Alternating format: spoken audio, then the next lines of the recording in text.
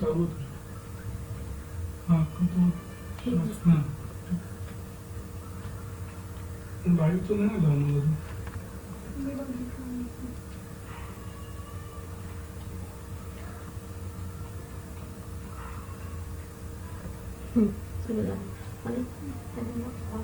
Phone करून विचारा ठीक आहे का, काय बाहेर जाऊन बोलणार.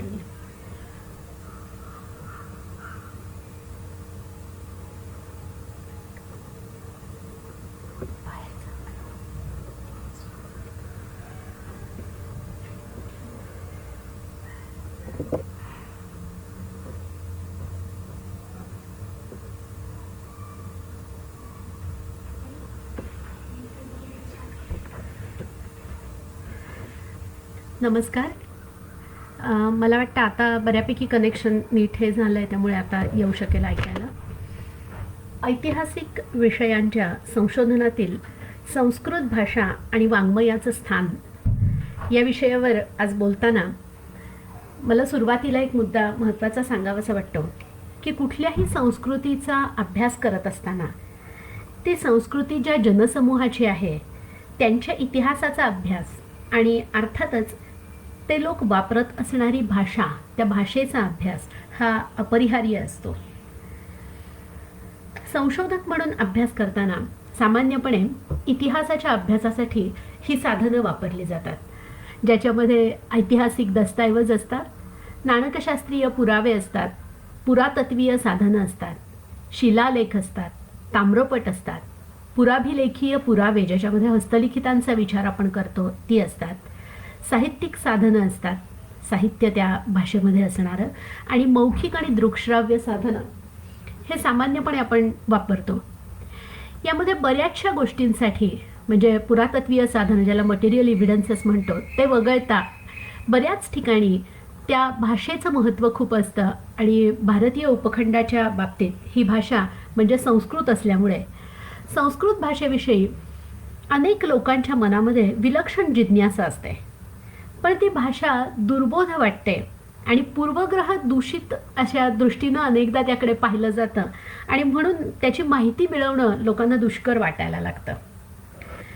पूर्वीचा काळ हा खूप समृद्ध होता हे आपल्याला फार बऱ्याचदा ऐकलेलं असतं पण समृद्धीची आपली कल्पना आणि पूर्वीच्या काळी असणारी कल्पना यामध्ये जो काही बदल आहे ती कल्पनाच इतकी बदलली आहे की समृद्ध होतं म्हणजे पूर्वी नेमकं काय होतं याची खरं तर उत्सुकता असते की जे सगळं वेगवेगळ्या मार्गांनी संस्कृत वाङ्मयामध्ये, संस्कृत भाषेतल्या वाङ्मयामध्ये दडलेलं आहे.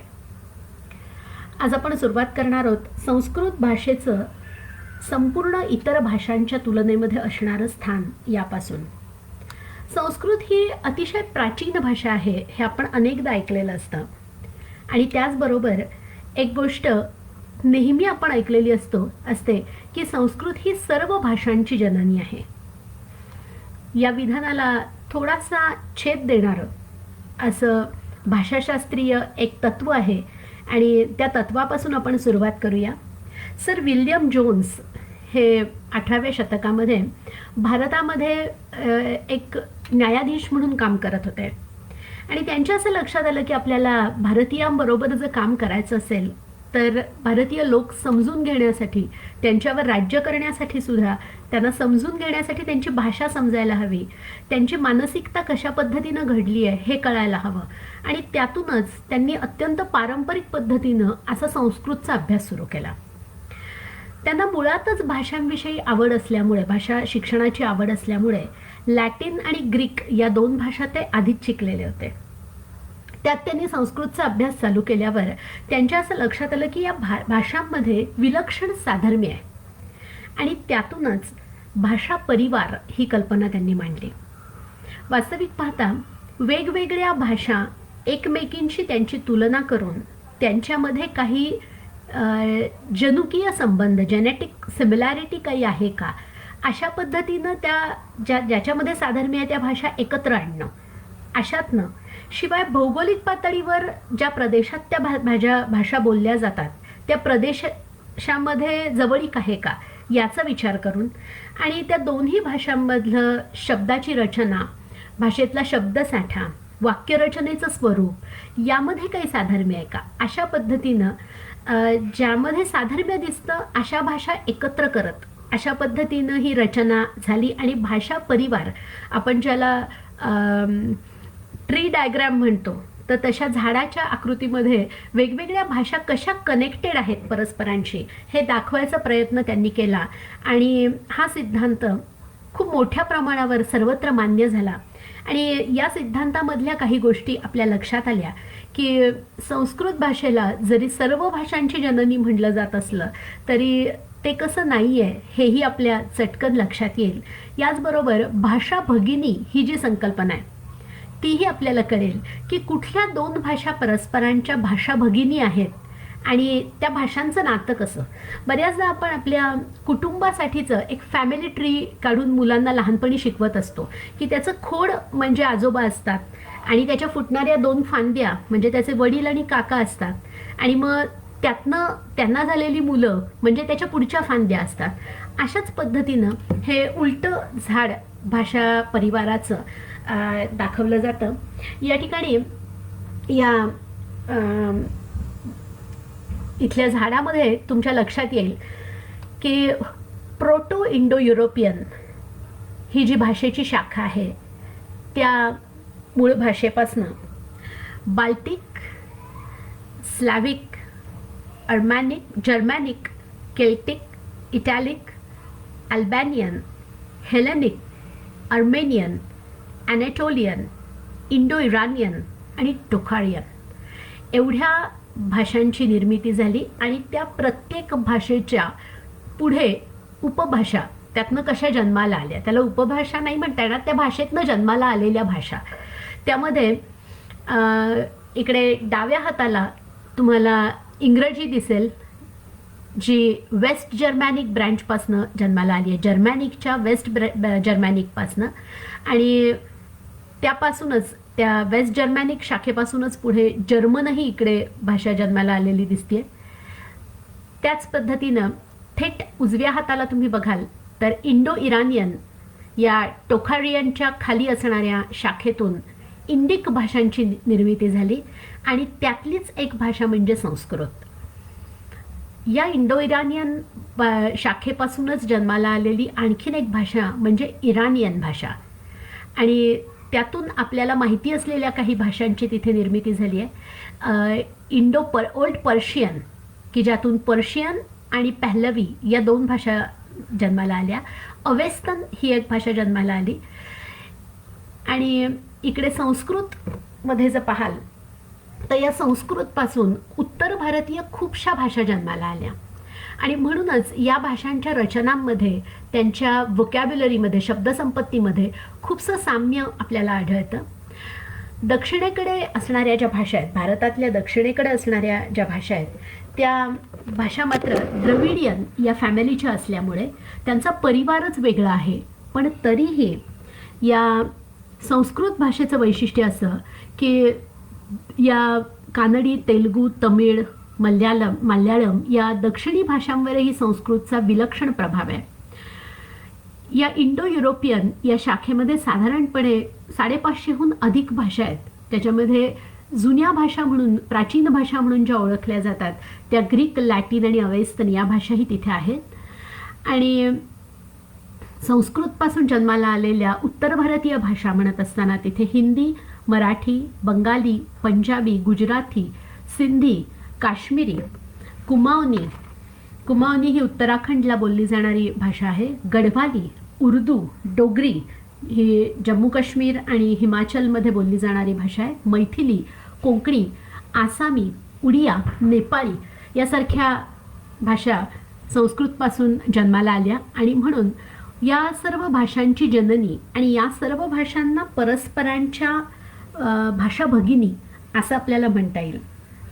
यामध्ये सुद्धा संस्कृतविषयी बोलायचं झालं तर संस्कृतमध्ये सुद्धा ओल्ड इंडो आर्यन असं जिला म्हटलं जातं ती म्हणजे वैदिक भाषा. ही भाषा मिडल इंडो आर्यन किंवा क्लासिकल संस्कृतपासनं खूपशी वेगळी आहे आणि त्यामुळे या संस्कृत भाषेच्या बाबतीत आपल्याला असं लक्षात येतं की तिचं ह्या संपूर्ण भाषा परिवारामधलं जे स्थान आहे ते बघितलं असताना आपल्याला ती सर्व भाषांची जननी नाही असं लक्षात येतं.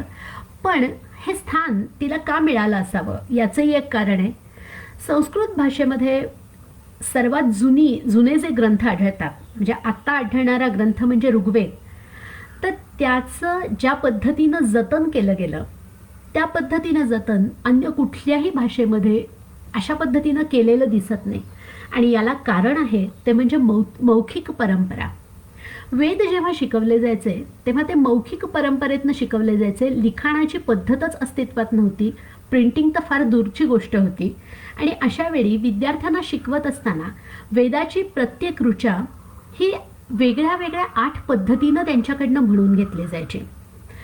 म्हणजे सरळ ती एखादी ओळ जर सरळ म्हटली तर हा एक प्रकार झाला. ती उलट्या पद्धतीनं त्यातले सगळे शब्द म्हटले जायचे. पहिला शब्द दुसरा शब्द, त्यानंतर पहिला दुसरा तिसरा शब्द, मग नंतर पहिला दुसरा तिसरा चौथा शब्द, अशा पद्धतीनं वाढवत किंवा पहिला दुसरा दुसरा पहिला, पहिला दुसरा तिसरा, तिसरा दुसरा पहिला, या अशा वेगवेगळ्या प्रकाराने ज्याला अष्टविकृती म्हणतात त्या पद्धतीनं वेद शिकवले जात होते. आणि म्हणून मौखिक परंपरेमध्ये असून सुद्धा हे वेदांचं किंवा वैदिक वाङ्मयाचं ज्ञान हे जसंच्या तसं जतन केलं गेलं. त्यामध्ये कुठल्याही शब्दाचा कानामात्रा वेलांटीचा सुद्धा फरक झाला नाही. ही वैदिक जी भाषा होती ती ज्याला स्वर होते, सस्वर अशी ती भाषा होती. अनुदात्त, उदात्त आणि स्वरित अशा 3 स्वरांचं वेगळ्या पद्धतीनं उच्चारण केलं जात होतं. आणि तशा पद्धतीनंच ती शिकवून ती तशीच म्हटली जात असल्यामुळे ती जशीच्या तशी टिकून राहिली. ज्ञानभाषा असल्यामुळे सर्व काही भारतीय उपखंडामधलं जुनं ज्ञान हे या भाषेमध्ये होतं. आणि मध्ययुगीन भारतात आणि तत्पूर्वीही ही व्यवहार भाषा होती, ज्याला लिंग्वा फ्रँका म्हणतो.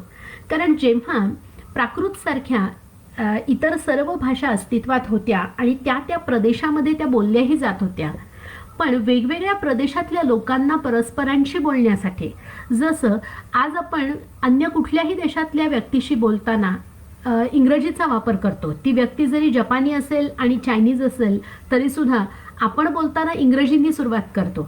इंग्रजी ही जशी लिंग्वा फ्रँका आहे तशी भारतामध्ये मध्ययुगीन काळामध्ये हीच भाषा, संस्कृत हीच भाषा सर्वांना बोलता येणारी आणि समजणारी होती. शिवाय ती ज्ञानभाषा होती. ज्ञानभाषा असल्यामुळे संपूर्ण भारतवर्षामध्ये माहिती आणि ज्ञान यासाठीचा जो ॲक्सेस होता, या सगळ्या गोष्टी उपलब्ध करून ज्या देत होतं त्या संस्कृत भाषेकडनंच होत होत्या. आणि म्हणून या भाषेचं महत्त्व अनन्यसाधारण होतं. त्यानंतर असं लक्षात येतं की मुघलांच्या आक्रमणानंतर 13व्या शतकानंतर संस्कृत भाषेचा वापर हा थोडासा मर्यादित झाला. इतर भाषांचा वापर वाढला, इतर भाषांमध्ये होणाऱ्या रचना, लिखाण हे वाढलं. आणि त्याचबरोबर काही गैरसमज समाजामध्ये होते. त्यातला पहिला गैरसमज असा की ही काही एका विशिष्ट वर्गाची भाषा आहे आणि म्हणूनही त्यातल्या ज्ञानाकडे काही काळ दुर्लक्ष झालेलं दिसतं. त्यानंतर धार्मिक भाषा आहे किंवा संस्कृतमध्ये जे काही लिहिलेलं आहे ते सगळं धार्मिक आहे अशी एक संकल्पना आजही लोकांच्या डोक्यामध्ये घट्ट बसलेली असते.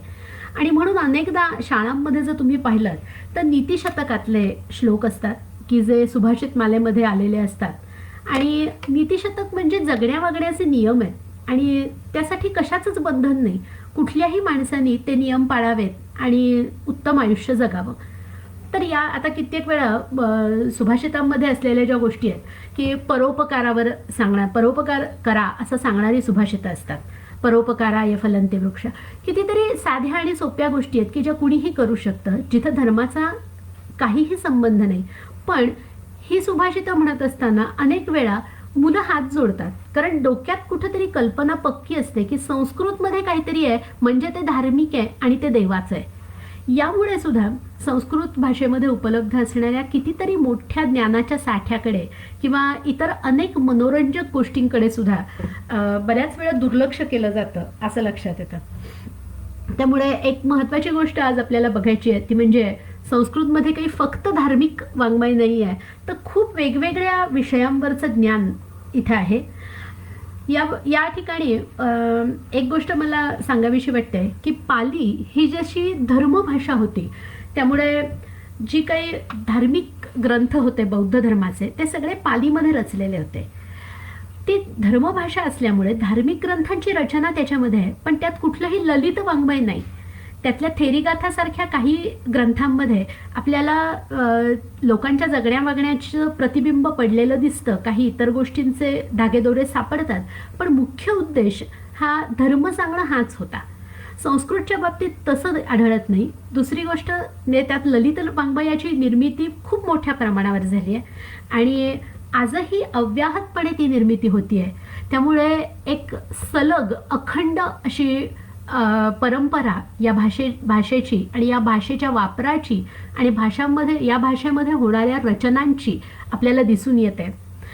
आजच्या काळातही महाकाव्याच्या तोडीची काव्य या भाषेमध्ये लिहिणारे लोक आहेत, छोट्या छोट्या श्लोकांसारख्या रचना करणारे लोक आहेत.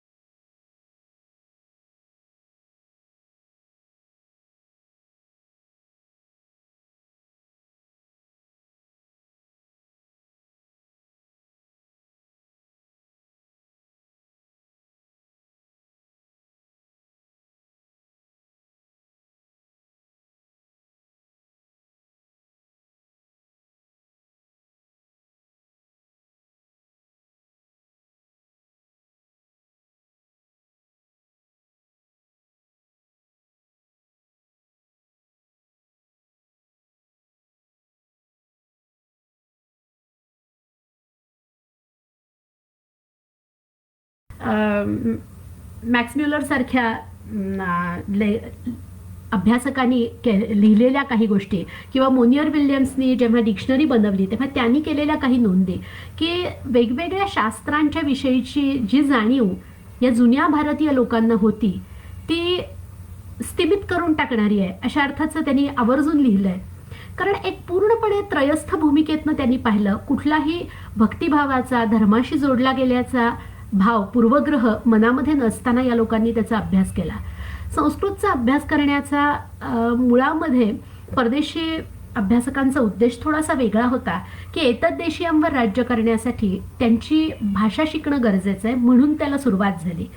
पण मुळामध्ये कुठलीही गोष्ट सखोल जाऊन करायची आणि त्याचं डॉक्युमेंटेशन करायचं, ह्या उत्तम सवयीमुळे अभ्यासाच्या आणि संशोधनाच्या वेगवेगळ्या पद्धती आपल्यालाही माहिती झाल्या की ज्यामुळे आपल्याच वाङ्मयाकडे आपण एका वेगळ्या नजरेने आज बघू शकतो. विषय वैविध्याविषयी बोलताना आपण संस्कृतमध्ये उपलब्ध असणाऱ्या सगळ्यात जुन्या वाङ्मया प्रकारापासून सुरुवात करूया. पहिलं वैदिक वाङ्मय. वैदिक वाङ्मय असं जेव्हा आपण म्हणतो तेव्हा खूप वेळा लोकांना खूप उत्सुकता असते की वैदिक म्हणजे नेमकं काय असतं. तर यामध्ये वेदाच्या संहिता, ज्यामध्ये ऋग्वेद हा सगळ्यात पहिला जुना मानला गेलाय, या ऋग्वेदामध्ये निसर्गामधल्या वेगवेगळ्या देवता ज्यांचं तत्कालीन माणसाला अनुग्रह घ्यायचा होता, त्या देवतेकडनं काहीतरी मिळवायचं होतं, त्या देवतांची माणसाने स्तुती केली आणि ते स्तुतीपर कवनं म्हणजे ऋग्वेदातल्या ऋचा आहेत. आणि याच ऋचांना जेव्हा चालीमध्ये बांधलं जातं, विशिष्ट पद्धतीनं त्या गायल्या जातात, तर त्यातून सामवेदाचा जे काही संहिता आहे ती आपल्याला हे झालेली दिसते. या सगळ्या गोष्टी कशाशी संबंधित होत्या तर यज्ञसंस्थेशी. कारण यज्ञसंस्था हे माणसांच्या जगण्याचं एक प्रमुख अंग होतं आणि संपूर्ण वेदवाङ्मय हे त्या यज्ञसंस्थेभोवती फिरणार आहे.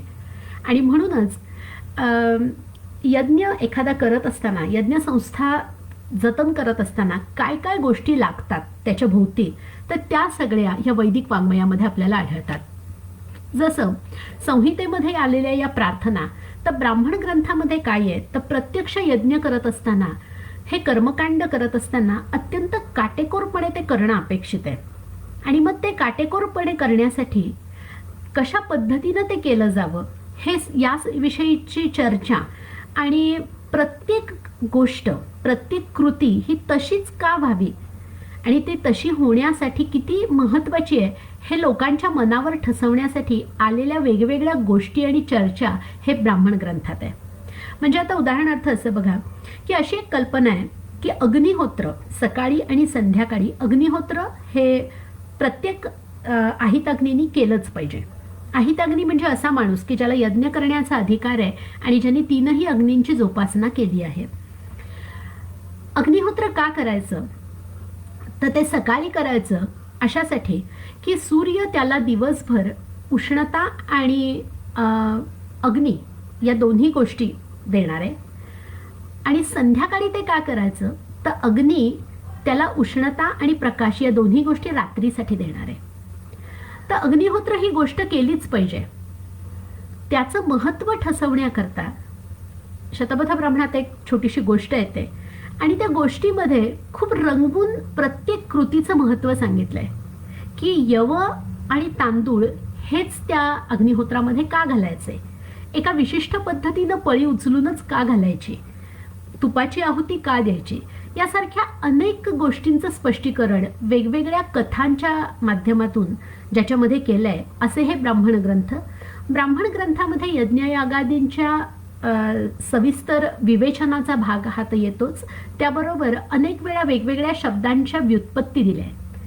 म्हणजे जरी हे सगळं यज्ञाशी संबंधित असलं तरी इतर अनेक गोष्टी त्यात प्रतिबिंबित झालेल्या आपल्याला आढळतात की भाषेविषयीची जाणीव या लोकांची कशी होती, इथपासून ते यज्ञ करण्याविषयीचा आग्रह आणि गोष्टी तशाच व्हाव्यात याविषयीचा आग्रह याचीही कल्पना आपल्याला येते.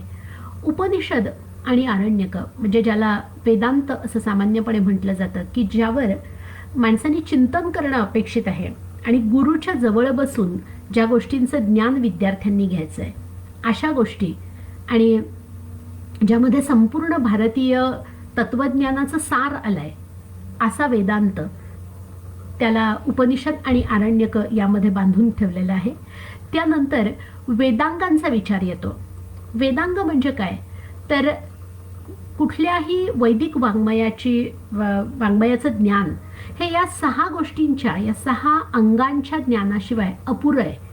आणि ही 6 अंग कुठली, तर शिक्षा म्हणजे ज्यामध्ये वेगवेगळ्या उच्चारणातल्या स्वरांचा, व्यंजनांचा, या सगळ्या गोष्टींचा विचार केला गेला आहे. भाषेचा विचार स्वर, व्यंजन, ध्वनी या पातळीवर जिथं केला आहे असे ग्रंथ म्हणजे शिक्षा ग्रंथ.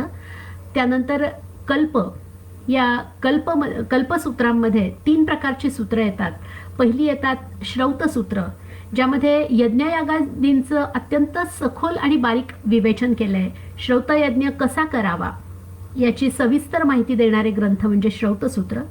गृह्यसूत्र, गृह्यसूत्र म्हणजे माणसाच्या आयुष्यात, कुठल्याही गृहस्थाच्या आयुष्यात जे 16 संस्कार केले जातात, लग्न, मुंज यासारखे, अंत्येष्टी यासारखे जे काही 16 संस्कार माणसावर केले जातात, त्यामध्ये जन्माला आलेल्या जीवापासनं म्हणजे जातकर्म हा पहिला संस्कार माणूस जन्माला आल्यावर त्याच्यावर केला जातो.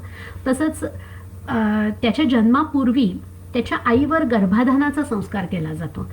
तर अशा सर्व 16 संस्कारांची माहिती, ते कसे करायचे याच्या पद्धती, यामध्ये आणखीन एक बारकावा असा असतो की प्रत्येक शाखेनुसार यामध्ये भरपूर फरक असतो आणि त्यानुसार त्याची गृह्यसूत्र आणि श्रौतसूत्र या 2 गोष्टी आहेत. जसं अश्वलायनाचं एक वेगळं आहे, अपस्तंभाचं एक वेगळं श्रौतसूत्र आहे, गृह्यसूत्र आहे.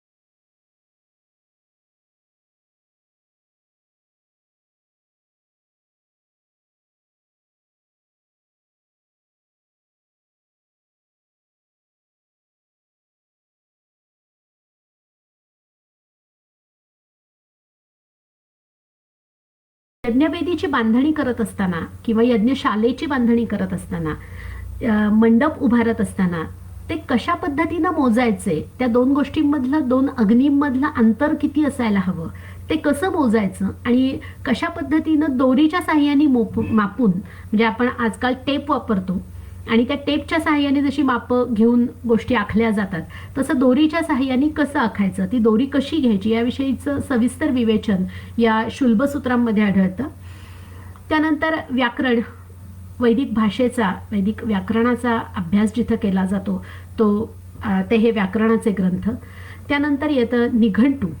निघंटू म्हणजे यज्ञसंस्थेमध्ये लागणारे आणि वैदिक वाङ्मयामध्ये आढळणारे शब्द जे आहेत त्या महत्त्वाच्या शब्दांची यादी, असं या निघंटूचं स्वरूप आहे. आणि याच निघंटूवर या शब्दांच्या, या यादीमध्ये असणाऱ्या शब्दांच्या वेगवेगळ्या व्युत्पत्ती यास्काचार्यांनी निरुक्त या ग्रंथामध्ये दिल्या आहेत. त्यामुळे निघंटू आणि निरुक्त हे परस्परांशी संबंधित असे ग्रंथ आहेत. त्यानंतर आहे शेवटचं 6वं अंग, ते म्हणजे ज्योतिष.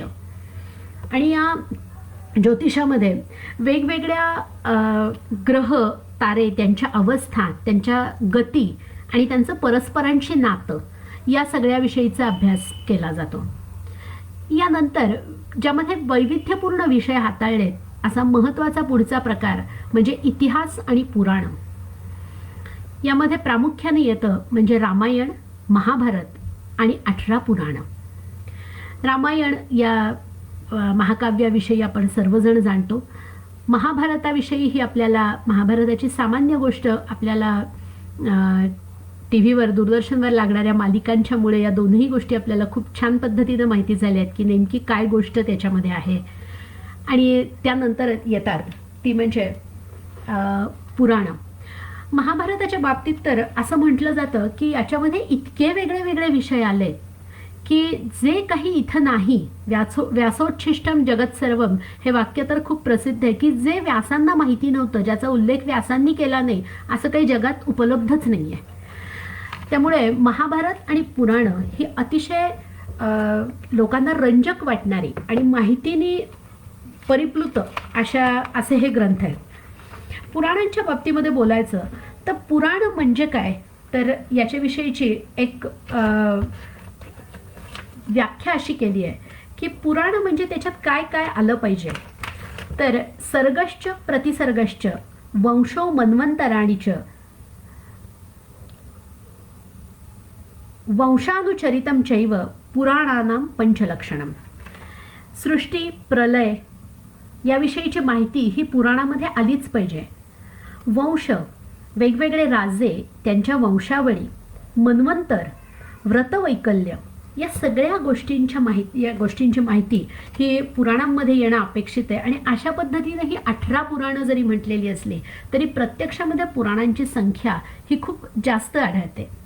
दुसरी एक महत्त्वाची गोष्ट ज्याचा आपण नंतर पुन्हा एकदा उल्लेख करणार आहोत की यातल्या कुठल्याही वाङ्मय प्रकाराविषयी असं म्हणता येत नाही की त्याचा काळ हा अमुक अमुक एक ठोस आहे. जसं आजकाल आपल्या पुस्तकांना ते पब्लिश होण्याचे काळ नेमके असतात की 2018 साली अमुक एक पुस्तक प्रसिद्ध झालं, अमुक एक महिन्यात, म्हणजे त्याच्या आधी काही दिवस ते लिहिलेलं असतं आणि तेव्हा ते प्रसिद्ध होतं. पण इतका नेमकेपणा या कुठल्याही वाङ्मय प्रकाराला आढळत नाही, कारण ही रचना शेकडो वर्षांपर्यंत अखंडपणे होत होती. पुराणांचा विचार करायचा तर विष्णू पुराण, मत्स्य पुराण, कूर्म पुराण, वराह पुराण, वामन पुराण, मार्कंडेय पुराण, देवी भागवत, वायू पुराण यासारख्या वेगवेगळ्या पुराणांमध्ये असंख्य कथा आहेत, असंख्य नव्या देवतांच्या विषयीच्या गोष्टी आहेत. जसं आपल्याला सर्वांना माहिती आहे की गणपती ही देवता पुराणात ज्या पद्धतीनं येते तशी ती वेदकालीन वाङ्मयामध्ये आढळत नाही. किंवा शंकराचं रुद्र हे स्वरूप जे आहे ते वैदिक वाङ्मयामध्ये आपल्याला आढळतं. करत असताना काही पुराणांना शैव पुराणं आणि काही पुराणांना वैष्णव पुराणं असं संबोधलं जातं.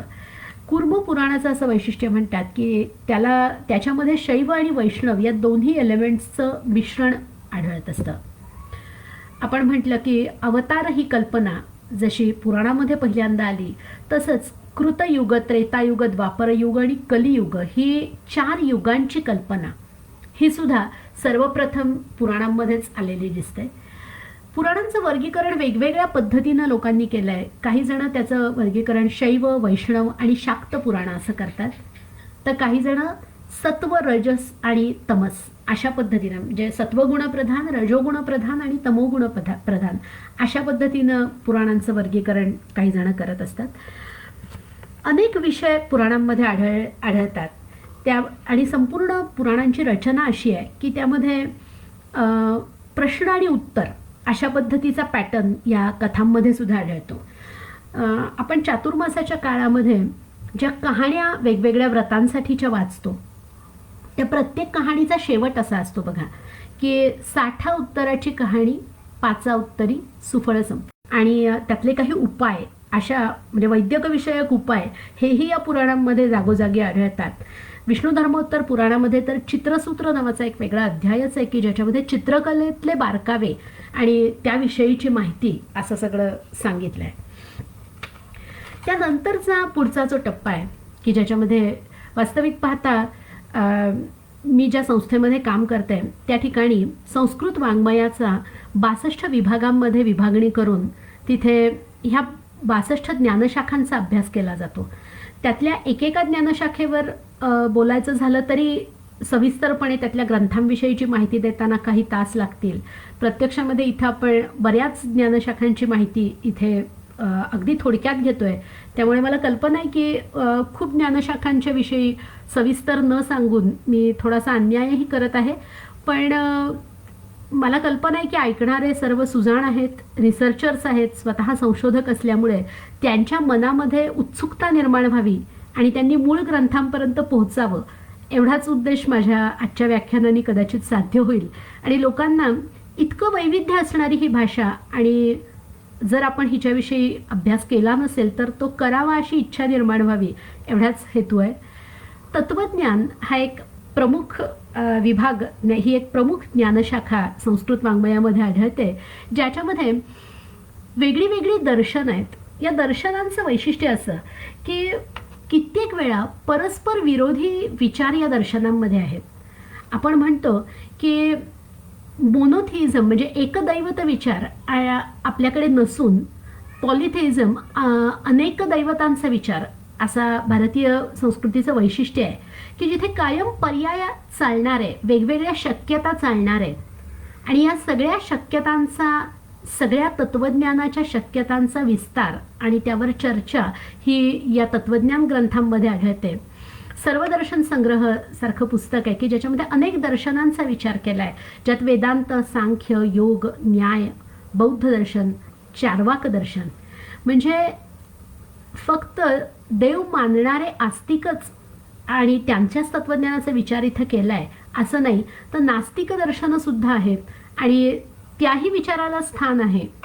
तात्पर्य वैविध्य आणि विचाराचा वेगळेपणा हा आपल्या संस्कृतीनं कायमच स्वीकारला आहे, आणि त्याचं प्रतिबिंब या तत्वज्ञान ज्याच्यामध्ये मांडलं आहे असं या दर्शनांमध्ये आढळतो. वेदांतामध्ये सुद्धा शंकराचार्यांचा वेदांत ज्याच्यामध्ये प्रतिबिंबित झाला आहे अशी वेगळी पुस्तकं आहेत, आणि असे अनेक ग्रंथ आहेत की ज्याच्यामध्ये मध्वाचार्य, रामानुजाचार्य यासारख्या इतर आचार्यांच्या विषयी, त्यांच्या विचारांचा आणि त्यांच्या तत्वज्ञानाचा उहापोह केलेला आहे. त्यानंतरचा जो साहित्य प्रकार आहे तो आहे स्मृती आणि धर्मशास्त्र. यात माणसाच्या आचार विचारांचे नियम, सामान्यपणे आपल्याला ज्या गोष्टी माहिती असतात त्या आता पुन्हा इथे नव्याने सांगत नाही, पण एक गोष्ट मला आवर्जून सांगायची आहे की स्मृतीमध्ये माणसाने कसं वागावं हे जसं सांगितलं आहे तसं स्मृती वाङ्मयाचं एक वैशिष्ट्यपूर्ण गोष्ट म्हणजे माणसाच्या हातून कुठली गोष्ट घडली तर त्यांनी काय प्रायश्चित्त घ्यावं असं स्मृती आणि धर्मशास्त्रामध्ये बऱ्याचदा येतं. ही प्रायश्चित्त जेव्हा वेगळ्या एका नजरेने आपण पाहतो तेव्हा असं लक्षात येतं की अमुक गोष्ट घडली, अमुक पाप घडलं तर अमुक प्रायश्चित्त घ्यावं, म्हणजे त्या पापाची शक्यता कुठेतरी आधीच गृहीत धरली आहे, असं घडण्याची शक्यता आहे हे कुठेतरी आधीच गृहीत धरलं आहे. नीती अनितीच्या सामाजिक चौकटी कशा बदलत गेल्या हे ह्या स्मृती आणि धर्मशास्त्र वाचताना खूप प्रकर्षाने जाणवतं. उदाहरणार्थ कुठल्या कुठल्या कुठल्या प्रकारची औरस मुलं असतात की ज्यांना दायभाग आपल्या इस्टेगीतला वाटा मिळायला हवा, हे सांगत असताना वेगवेगळी 8 प्रकारची मुलं सांगितली आहेत. कुंड, गोलक अशी काय काय त्यांची नावं आहेत. तात्पर्य या अशा सर्व प्रकारांमध्ये पुत्रोत्पत्ती होणं आणि त्यालाही समाजमान्यता असणं हे कुठंतरी त्याच्यामध्ये प्रतिबिंबित झालंय.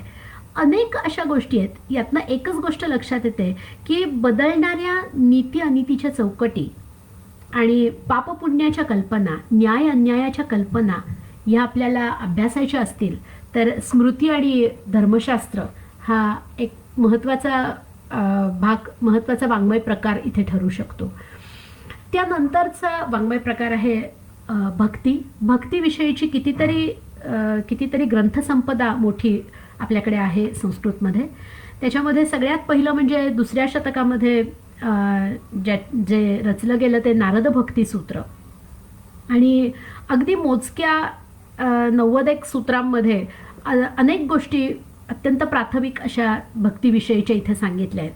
अल्वार संप्रदायाने जेव्हा भक्ती ही चळवळ संपूर्ण भारतामध्ये दक्षिणेकडनं पसरवायला सुरुवात केली आणि हा अत्यंत सोपा आणि साधा मार्ग आहे असं लोकांच्या लक्षात आलं, तेव्हा याविषयीच्या अनेक ग्रंथरचना झाल्या, ज्यामध्ये शांडिल्य भक्तिसूत्र ही सुद्धा रचली गेली साधारण 7व्या शतकामध्ये इसवी सनाच्या. आणि भक्ती रसामृत सिंधूसारखा एक अतिशय सुंदर ग्रंथ जो 16व्या शतकामध्ये 1541 ज्याची हे दिली जाते त्यावेळी हा रचला गेला. यानंतरचा वाङ्मय प्रकार म्हणजे जैन आणि बौद्ध वाङ्मय. जैन आणि बौद्ध या दोनही धर्मांच्या मधली अनेक शास्त्रग्रंथ, अनेक तत्वज्ञानाचे ग्रंथ हे जरी प्राकृत किंवा पालीमध्ये असले तरी त्यानंतरच्या काळामध्ये म्हणजे धम्मपद, त्रिपिटक हे जरी पालीमध्ये रचले गेलेले असले तरी महावस्तू अवदान, अभिधर्मकोश, हेतुबिंदू आणि त्यावर असलेली हेतुबिंदू टीका यासारखे अनेक ग्रंथ आवर्जून संस्कृतमध्ये रचले गेले. कारण मगाशी आपण जसं पाहिलं तसं संपूर्ण भारतवर्षामध्ये अनेक वेगवेगळ्या लोकांना येणारी भाषा, प्रांतोप्रांतीच्या भाषा वगळून अनेकांना येणारी भाषा आणि ज्ञानभाषा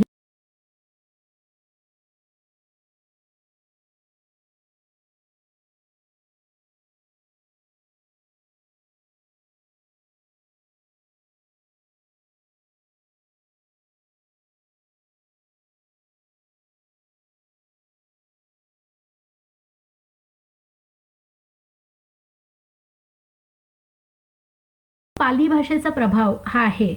आणि म्हणून ह्या प्रकारच्या संस्कृतला बुद्धिस्ट हायब्रिड संस्कृत असं म्हटलं की ज्याच्यामध्ये संस्कृत आणि पाली अशा दोन्ही भाषांचा प्रभाव त्या भाषेवरती आढळतो. आणि त्यासाठी काही वेगळं व्याकरण असं सुद्धा लिहिलं गेलं. मुळामध्ये ग्रंथ पाहून, रचना झालेले ग्रंथ पाहून त्यावरनं व्याकरण लिहिलं गेलं. त्यानंतरचा साहित्य प्रकार आहे तंत्र वाङ्मय. वेगवेगळ्या प्रकारची तंत्र ज्याच्यामध्ये यंत्र आणि मंत्र याचा वापर केला जातो आणि इच्छित गोष्टीच्या प्राप्तीसाठी अनेक वेगळ्या वेगळ्या प्रकारचे उपाय केले जातात.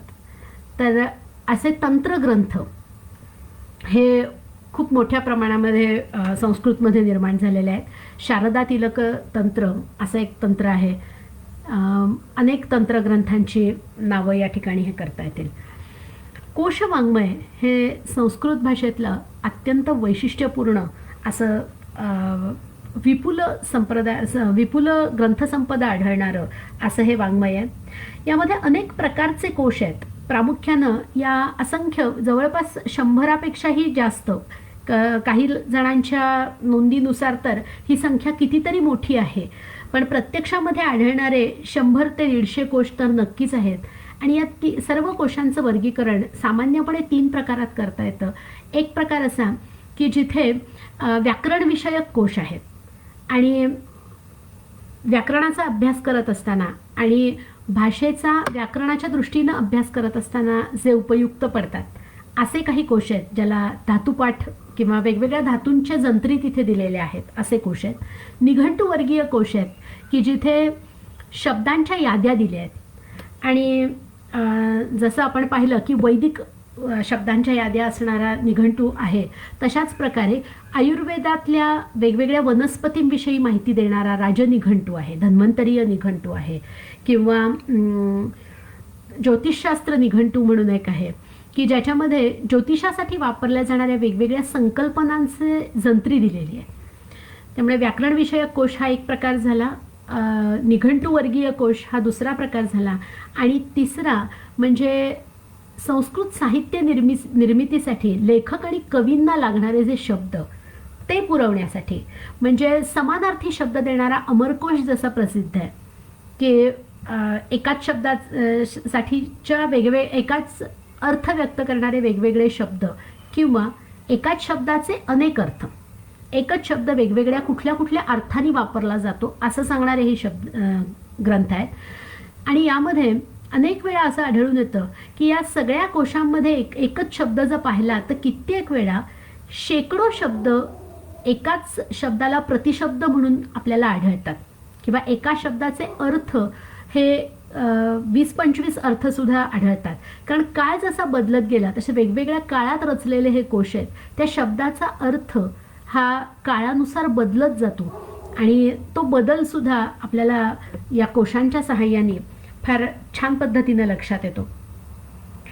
कित्येक वेळा एखाद्या विशिष्ट प्रकारच्या ज्ञानशाखेमध्ये वापरले जाणारे शब्द आणि त्याविषयीची माहिती असं देणारे सुद्धा काही कोश आहेत, किंवा विशिष्ट शब्दांनी जेव्हा शेवट होतो, अमुकच शब्द शेवटी हवा असं जर एखाद्या कवीची रिक्वायरमेंट असेल आणि तसाच शब्द त्याला त्या काव्यामध्ये बसवायचा असेल तर तशा पद्धतीचे डांत टांत असं ज्या अक्षरांनी शेवट होतो ते अशा पद्धतीचं वर्गीकरण केलेले असेही काही कोश आहेत, आणि खूप वैविध्यपूर्ण असे कोश संस्कृतमध्ये आढळतात. नंतरचा विभाग आहे अर्थशास्त्र. अर्थशास्त्राविषयी विचार करताना असं लक्षात येतं की कौटिल्य अर्थशास्त्र हे सामान्यपणे आपल्याला सर्वांनाच माहिती आहे, आणि या कौटिल्य अर्थशास्त्राच्या बरोबरच इतरही काही अर्थशास्त्राविषयीचे ग्रंथ आपल्याला या ठिकाणी आढळतात.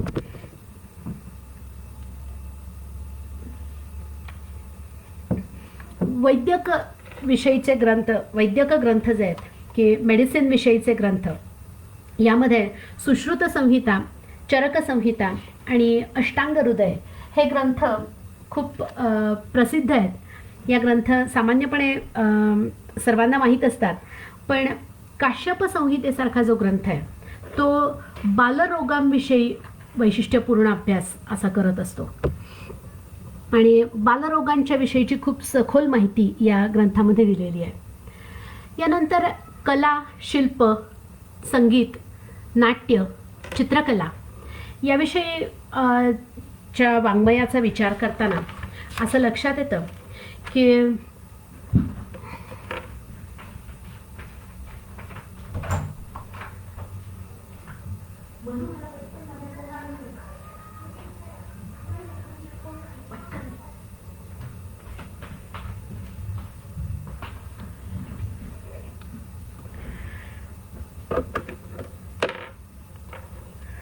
कलाविषयक ग्रंथांविषयी बोलत असताना असं लक्षात येतं की शिल्पकलेविषयी असे काही ग्रंथ आहेत, आणि ज्यामध्ये दैवतांच्या मूर्ती घडवत असताना त्याची प्रमाणं कशी असावीत, त्या कशा घडवाव्यात, मंदिरं कशा पद्धतीनं बांधावीत, आणि ती बांधत असताना प्रत्येक त्याच्या भागाचा आकार कसा असावा, त्याची मापं कशी असावीत याविषयीची माहिती या ग्रंथांमध्ये आपल्याला आढळते. त्यानंतर संगीत विषयक काही ग्रंथ आहेत ज्याच्यामध्ये संगीत रत्नाकर, संगीत मकरंद हे महत्त्वपूर्ण ग्रंथ आहेत, ज्याच्यामध्ये अनेकविध तालांचा आणि अनेकविध रागांच्या रचनांचा उल्लेख आहे.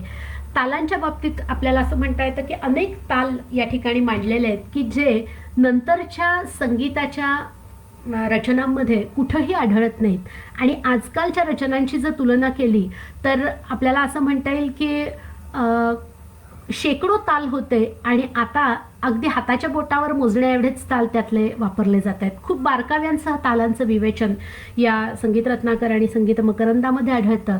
तसंच हे सगळं विवेचन नाट्यशास्त्रामध्ये असणाऱ्या तालांविषयीच्या माहितीमध्येही खूप आढळतं. नाटकाविषयी बोलत असताना नाटकाविषयीची जे ग्रंथ आहेत त्यामध्ये 10 प्रकारचे नाटकांचे प्रकार दिलेत. की एकांकिका हा एक नाट्य प्रकार, एक मोठं अनेक अंक असणारं नाटक हा एक प्रकार. अशा प्रकारे नाटकाचा विषयवस्तू आणि त्यात असणारी पात्र, सादरीकरणाचा प्रकार आणि कशा प्रकारची भाषा त्यात असावी या सगळ्याच्या विवेचनासह 10 दशरूपकांची माहिती आपल्याला दिलेली आढळते.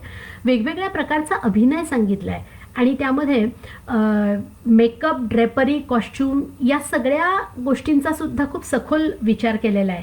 रंगमंदिर कसं बांधावं आणि कशा पद्धतीने त्याची रचना असावी याचाही खूप सखोल संगत कशी असावी याविषयीची माहिती पण या ग्रंथांमध्ये आढळते. साहित्य प्रकारांविषयी बोलायचं झालं तर काव्यशास्त्रासाठी कितीतरी कसं काव्य असावं आणि इथपासून ते काव्याचा आस्वाद कसा घ्यावा इथपर्यंत असंख्य गोष्टींचा विचार या काव्यशास्त्रावरच्या पुस्तकांमध्ये केला आहे. कथा आणि गद्यपद्य वाङ्मय आणि वेगवेगळी नाटकं या गोष्टींविषयी अनेक वेळा अनेक गोष्टी माहिती असतात.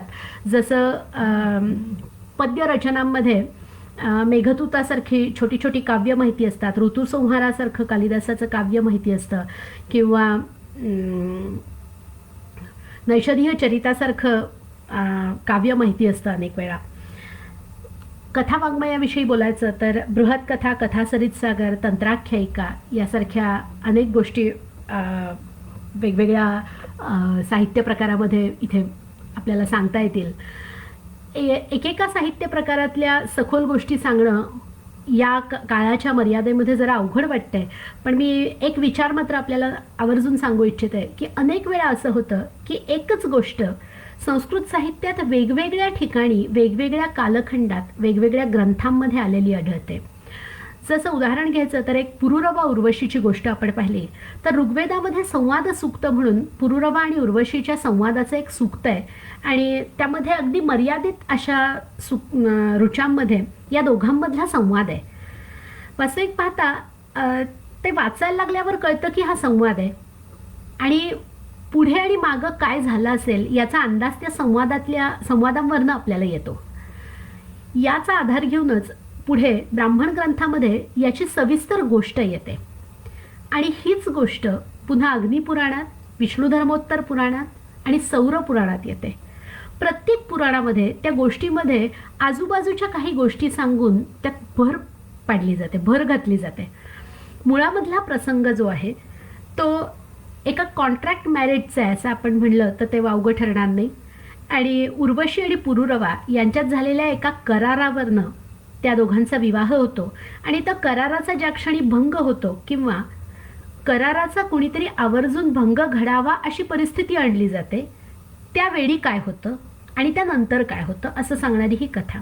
यावर विक्रमोर्वशीयम हे नाटकही खूप प्रसिद्ध आहे. तात्पर्य एकाच गोष्टीच्या आधारे वेगवेगळ्या पद्धतीनं ती गोष्ट रंगवली जाऊ शकते, त्यावर काव्य लिहिलं जाऊ शकतं, त्याच्यावर नाटक लिहिलं जाऊ शकतं. कथा वाङ्मय आणि स्तोत्र वाङ्मय या दोन गोष्टी हा पुढचा वाङ्मय प्रकार म्हणून आपण बघूया. कथा वाङ्मयाविषयी आपण बोललो की बृहत्कथा, कथासरित सागर, तंत्राख्यायिका यासारख्या अनेक ग्रंथांमध्ये छोट्या छोट्या कथा, पंचतंत्र हे तर खूप प्रसिद्ध आहे की ज्यामध्ये राजाच्या मुलांना प्रशिक्षण देण्याकरता आणि त्यांचं ट्रेनिंग म्हणून ह्या वेगवेगळ्या प्राण्यांना घेऊन सांगितलेल्या विष्णू शर्मा यांनी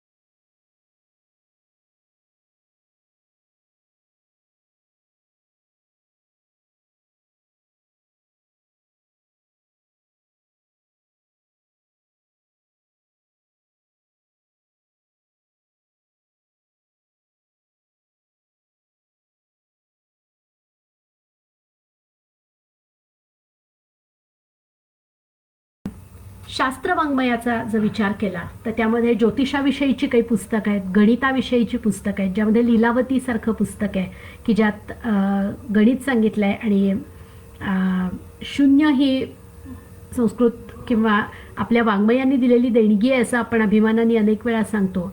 तर ते ज्याच्यामध्ये आलं आहे अशा पद्धतीची गणितावर आधारित पुस्तकं आहेत.